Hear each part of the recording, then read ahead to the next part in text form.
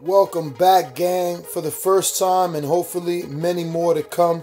Don't forget to subscribe to the YouTube channel and click on the notifications right here, this little bell, so you can get those emails every time we go.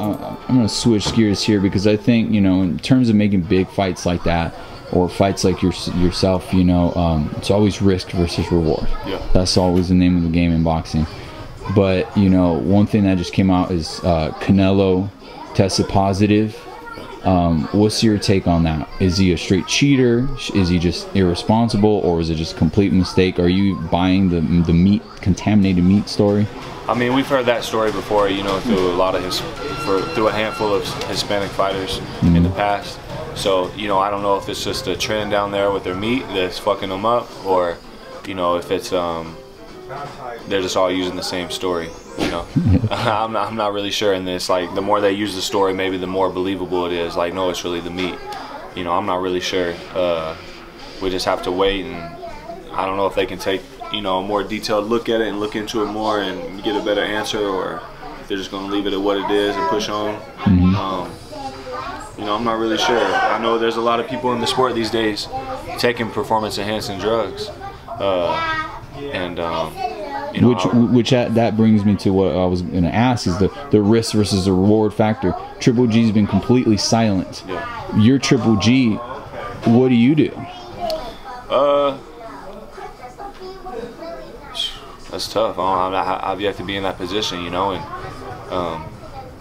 it's hard to say exactly what you would do until you're in that position. It's like, oh, if you got in a street fight, what would you do?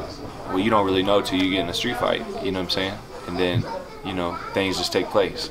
So it'd be hard for me to personally say until I was in that position what I would do if I would try to, like, put the heat on them, put the pressure on them, and, you know,